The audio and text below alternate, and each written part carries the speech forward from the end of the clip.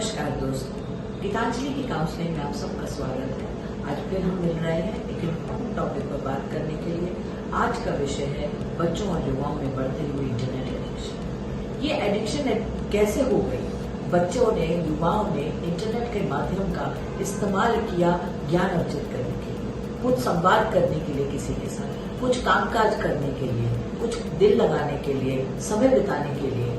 लेकिन आज इंटरनेट उनका सारा का सारा समय खाता चला जा रहा है, पूरे जीवन पर हावी हो गया है। ये क्यों हो गया? आइए इसके कारण को समझते हैं। इसके कई कारण हैं जो मेरे को समझ में आ रहे हैं। पहला कारण जो मुझे ऐसा लगता है कि आज का युवा परेशान है, किसी बात से नाराज है। वो अपनी परेशानी, अपनी नाराजगी, अपनी कई सारी भावनाओं को छुपाने के लिए इसमें समय व्यतीत कर रहे हैं, क्योंकि किसी के सामने नहीं आना है मुझे, क्योंकि किसी को कोई जवाब नहीं देना मुझे, किसी को नजर नहीं आना है। चुपचाप बंद कमरे में अकेले बैठकर किसी के साथ कैसी मर्जी बातचीत कर लो, कोई रोक टोक नहीं।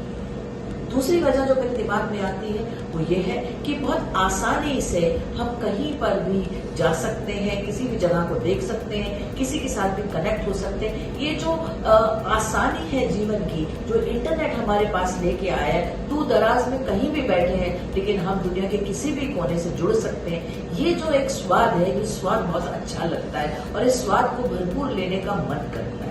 तीसरी वजह ये समझ में आती है कि बच्चे जो हैं या युवा जो हैं, वो दोस्त मित्र बनाने का जो मेहनत करनी होती है, लोगों से जुड़ाव और संवाद करने के लिए जो प्रयास करने होते हैं, वो एक प्रयास से थक चुके हैं या ये प्रयास करने के लिए हिम्मत नहीं जुटा पाते या किसी वजह से किसी कॉम्प्लेक्स के शिकार हैं। तो उन्हें लगता है कि चुपचाप इस माध्यम के द्वारा वो रियलिटी से दूर लेकिन एक नई रियलिटी बना के कनेक्ट हो सकते हैं। दोस्तों, मित्रों से, पड़ोसियों से, रिश्तेदारों से बातचीत करने का जो एफर्ट है, जिसमें वो जज हो सकते हैं, जिसमें उनको जो एक्सेप्टेंस मिलती है वो कंडीशनल होती है, सिलेक्टिव होती है, ये सब चीजें उनको एक थ्रेट की तरह लगती है। ये सब चीजों से वो डर जाते हैं और अपने डर से भागते हुए इंटरनेट की गोद में छुप जाते हैं। ये जो सारी वजहें हैं, जिन वजहों से हमारे बच्चों को इसकी आदत पड़ रही है और आदत को छोड़ अब एक लत हो गई है, इस लत से बचाना बड़ा जरूरी है इनको।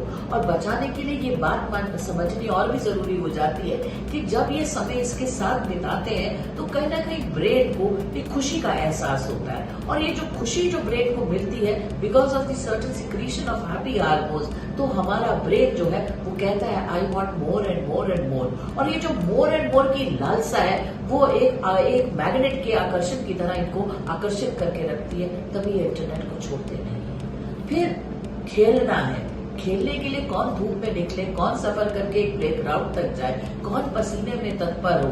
मन लगाना है ना, रिक्रिएशन लेनी है ना, अपने स्ट्रेस को दूर करना है, इंटरनेट में खेल खेल लेते हैं। तो वो जो आसानी जीवन सुविधा बन के ये चीज आ गई है, जिसमें किसी की परमिशन नहीं चाहिए, जिसमें किसी पड़ोसी का इंतजार नहीं करना पड़ रहा, लोगों को बुलाना नहीं पड़ता, सब इजीली अवेलेबल हो जाते हैं। तो ये जो एक आजादी का एहसास है, ये भी बच्चों के लिए, युवाओं के लिए बहुत महत्वपूर्ण है, जो इनको इसकी तरफ जोड़ता है। अब इसको पहचाने कैसे?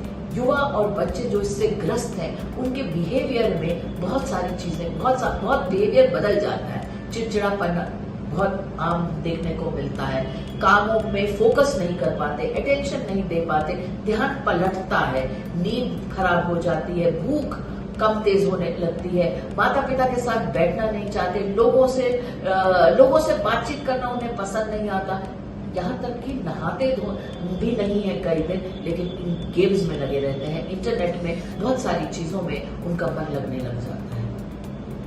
तीसरी चीज जो मोस्ट इम्पोर्टेंट है कि अब इससे बचा कैसे जाए।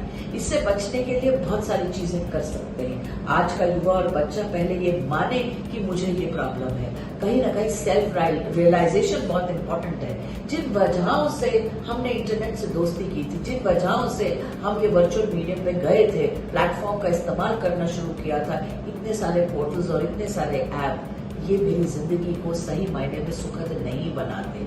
ये जो रियलिटी है, ये कड़वा सत्य अपने जीवन में धारना होगा। पहला पॉइंट सेल्फ रियलाइजेशन।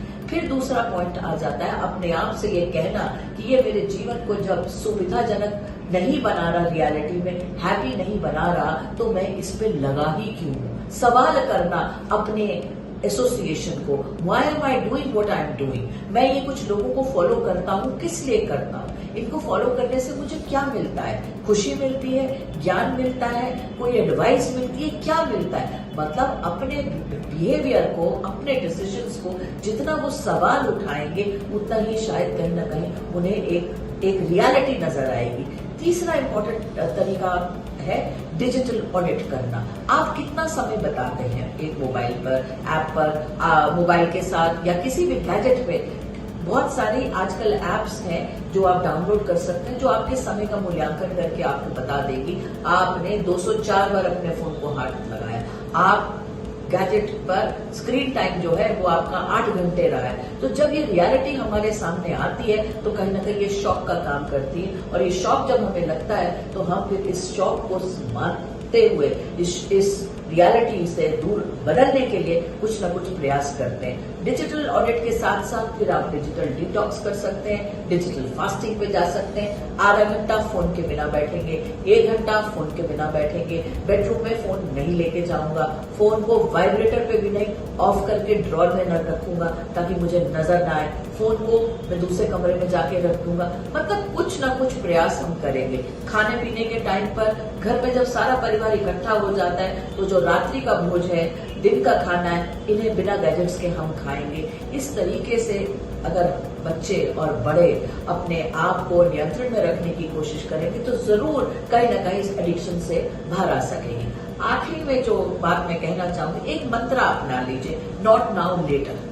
मन कर रहा है फोन का इस्तेमाल करने का, किसी और गैजेट का इस्तेमाल करने का, स्नैपचैट करने का, ट्विटर पे जाने का, टेलीग्राम को ऑपरेट करने का, कोई फिल्म देखने का, कोई गेम खेलने का, अपने आप से सवाल कीजिए वाई, और फिर वाई का जवाब आ जाता है तो भी रुकना है तो कहिए नॉट नाउ लेटर। और नॉट नाउ लेटर कहते कहते ये धीरे धीरे इंटरनेट रूपी दानव आपके जीवन की स्क्रीन से बाहर हो जाएगा, तो जीवन पुनः सुखद और सुरीला बन जाएगा। इन्हीं विचारों के साथ मैं आज के प्रोग्राम में आप सबसे अलविदा लेती हूँ। अगले हफ्ते फिर मुलाकात होगी, नए मुद्दे पर बातचीत करेंगे।